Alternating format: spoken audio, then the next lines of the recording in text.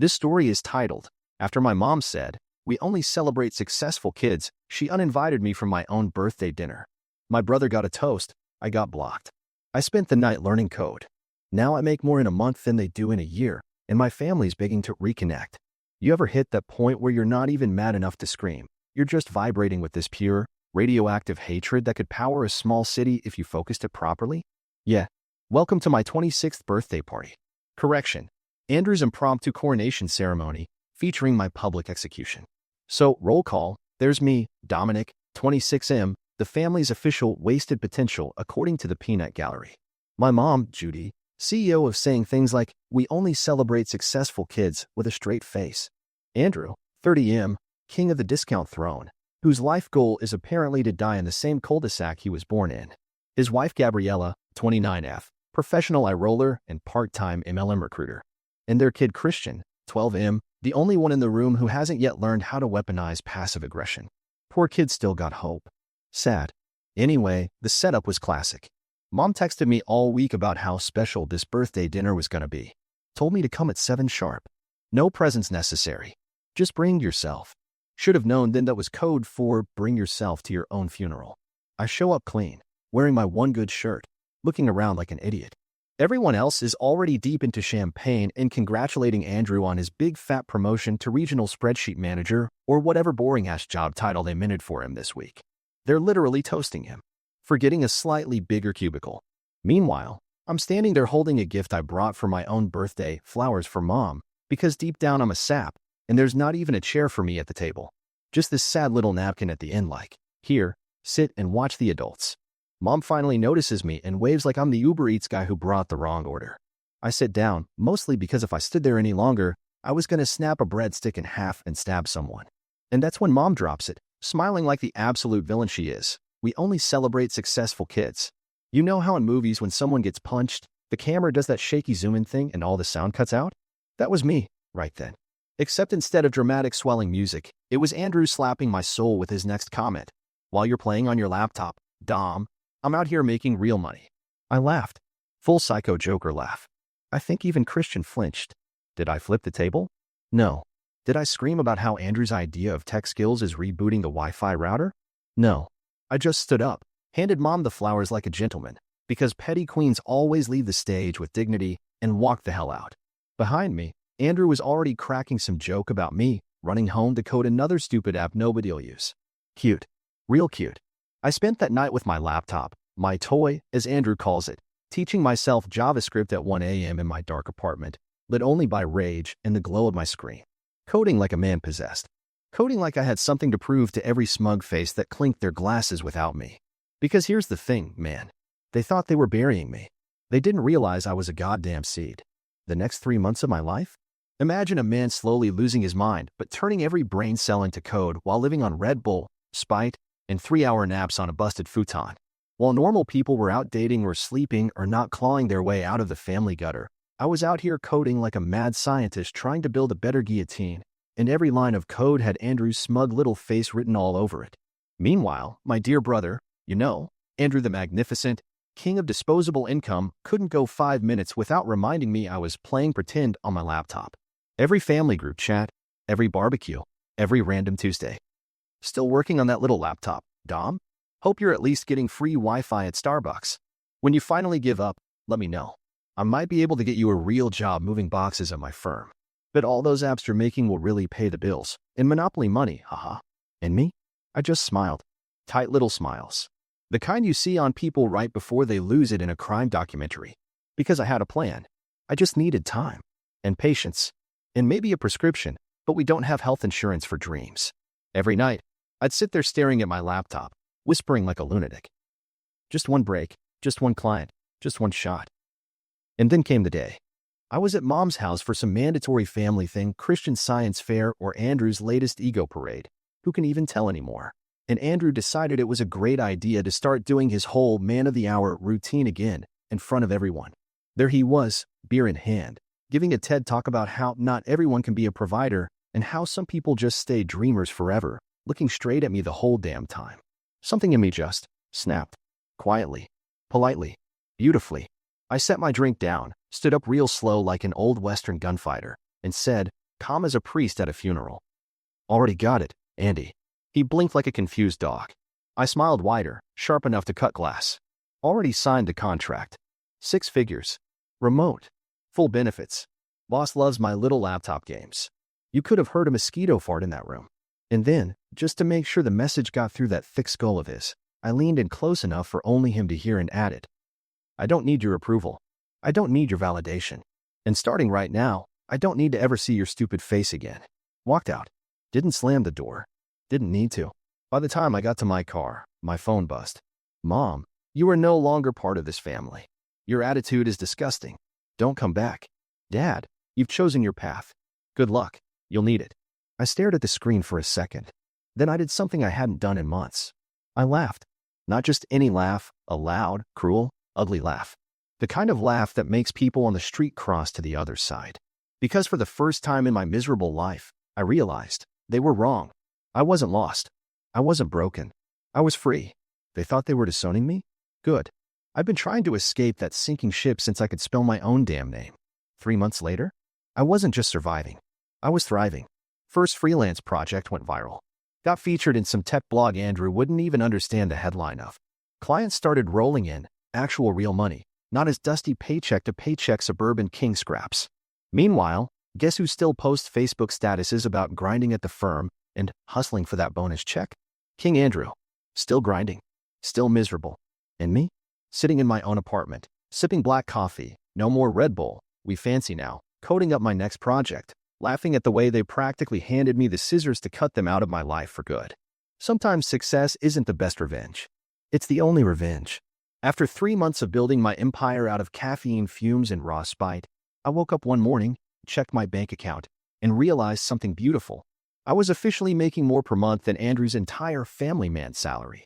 And let me tell you, realizing you're richer than your childhood bully is better than any therapy session.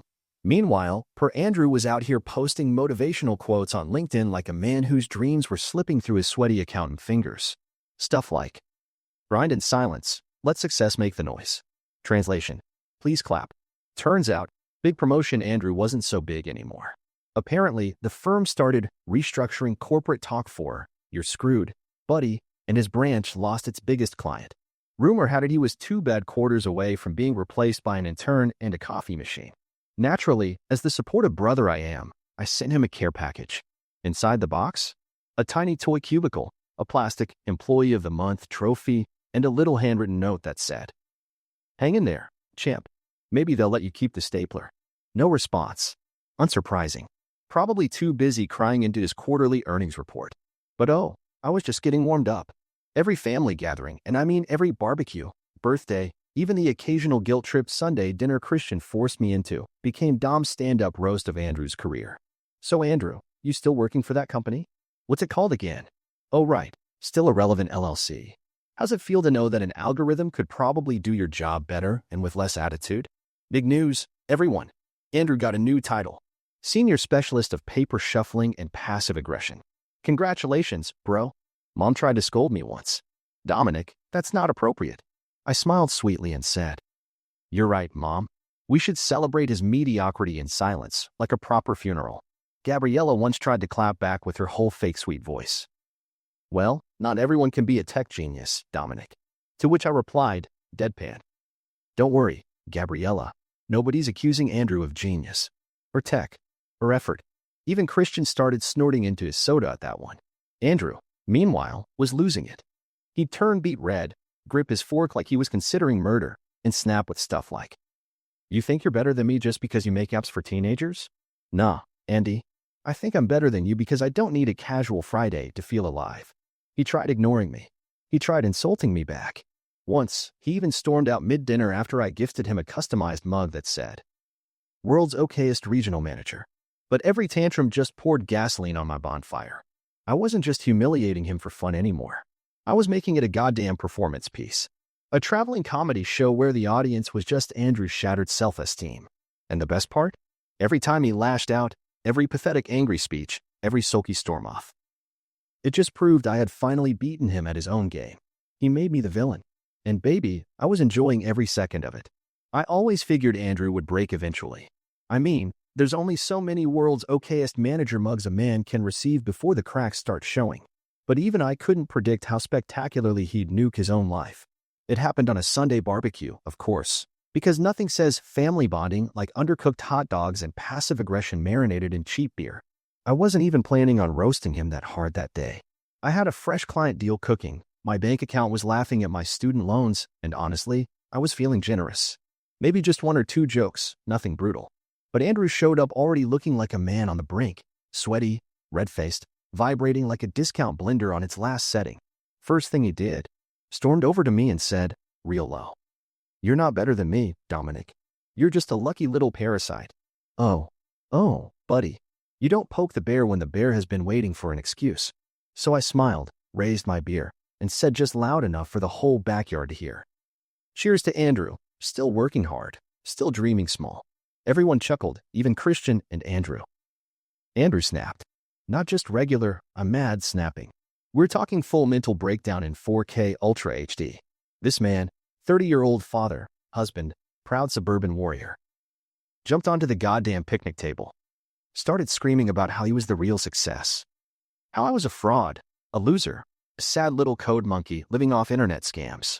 Then, and I swear on my non-existent future kids, he ripped off his shirt, like he was auditioning for a WWE match nobody asked for, and shouted, "I am the alpha of this family." You could hear a fly choking in the silence that followed. Christian dropped his soda. Gabriella just muttered, "Oh my God," and buried her face in her hands. Mom started crying. Dad looked like he was calculating how fast he could run to the car without making eye contact.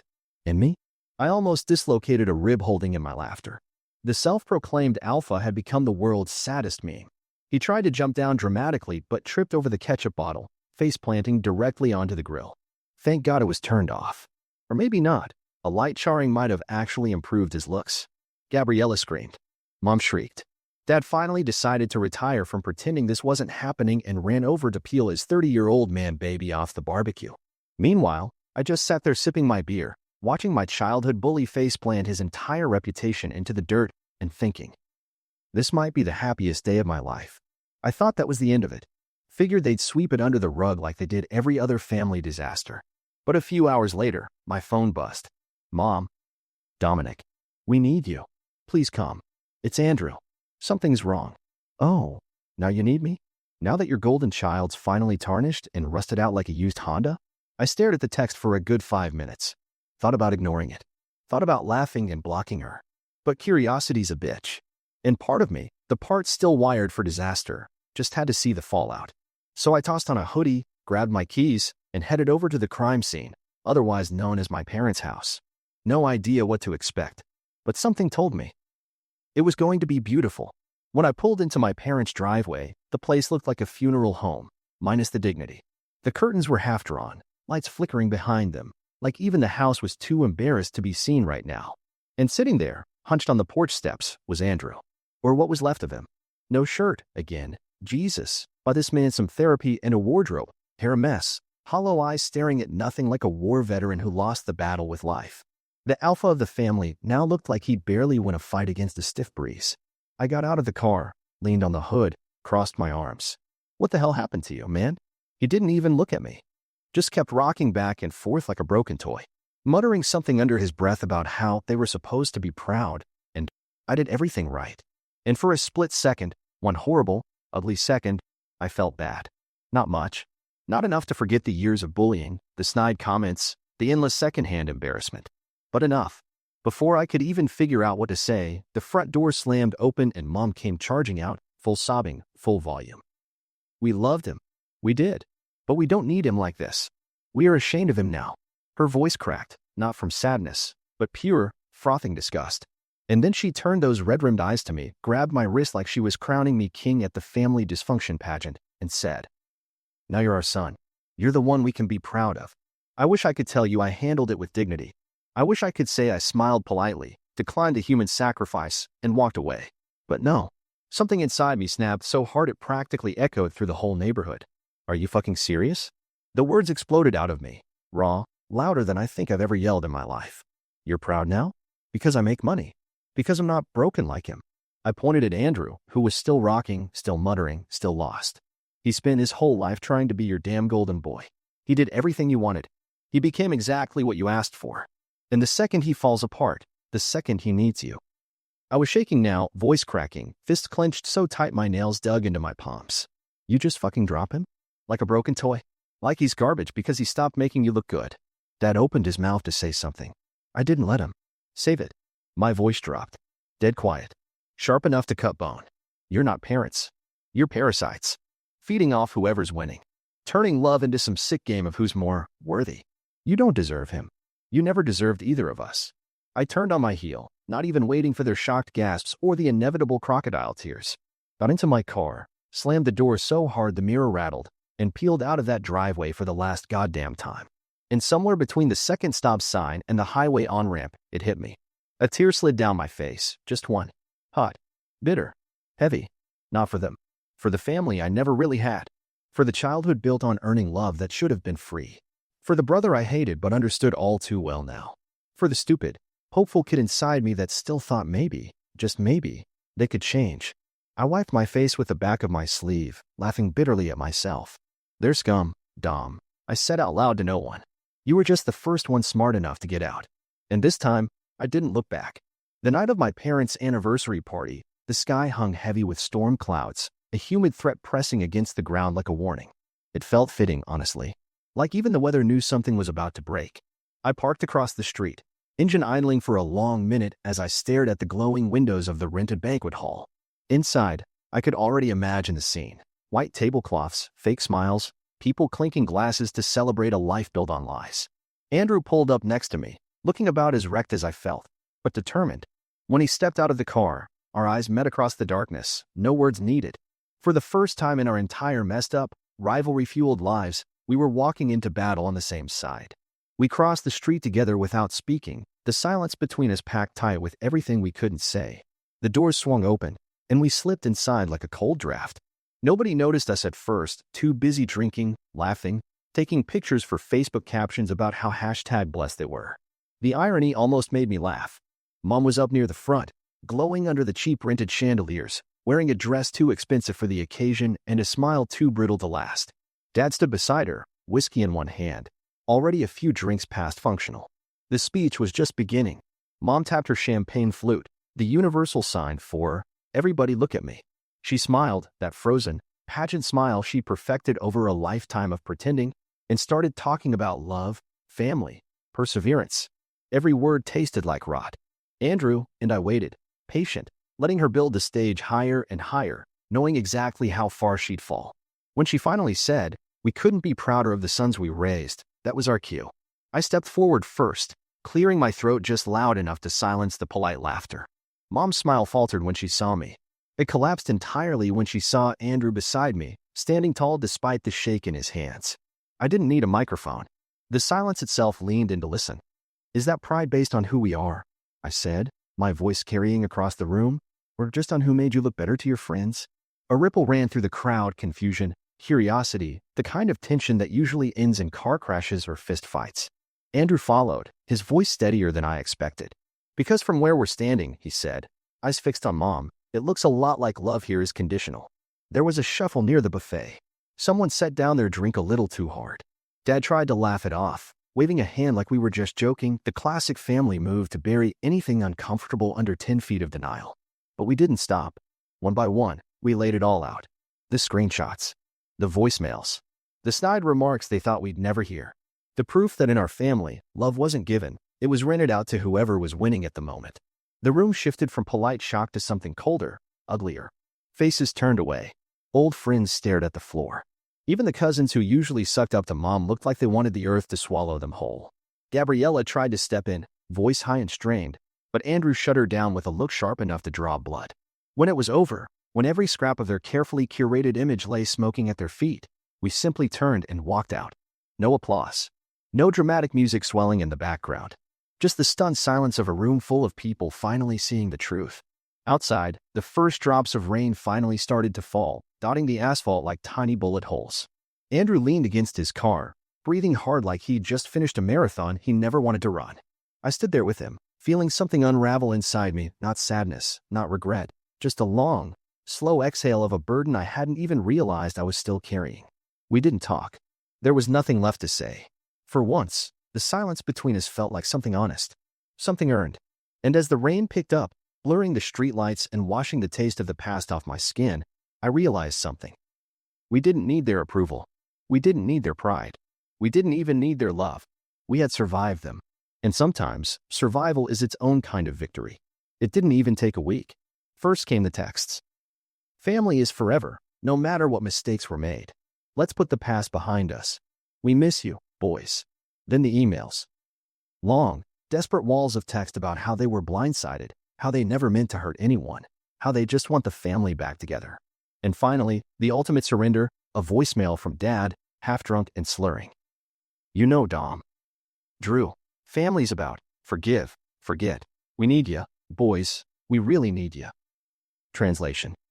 Our social lives are burning, our friends aren't answering our calls, and suddenly the golden years are looking real lonely without anyone left to show off to. Andrew and I met up at this dive bar downtown the night the urgent family reunion invite came through. We didn't even need to discuss it. We just sat there, sipping cheap beer, scrolling through the messages, and laughing until we couldn't breathe. You think they miss us, Andrew said, or they just miss having someone to exploit? I didn't even have to answer. The question answered itself. We didn't show up to the reunion. We didn't reply to the texts. We didn't call back. Instead, we lived. I doubled my client list, launched my own software startup, started hiring people who grew up getting treated like afterthoughts too.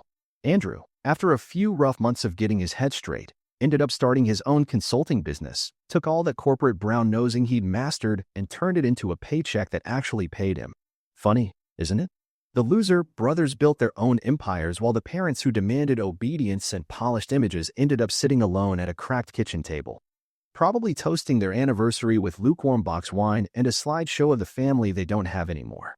Occasionally, like some ghost that refuses to realize it's dead, a text still slips through. We're so proud of everything you've become. It's not too late to heal the family. Let's rebuild. We can be better. Sure. And I can be the tooth fairy. Every time I see their names pop up on my screen, it's a reminder. They didn't want sons. They wanted trophies. And when the trophies stopped shining, they were ready to throw them in the trash. Problem is, the trash learned how to light itself on fire. And now we're too damn bright for them to look at without burning. I don't hate them. Not really. You can't hate the rain for being wet. You can only step out of the storm and build a house somewhere it can't reach you. And that's exactly what Andrew and I did. We walked away. We didn't look back. Because once you realize some people only love you for the parts of you they can brag about, you stop handing them anything to hold. You stop being their son. You start being your own damn man. And let me tell you, it's better on this side.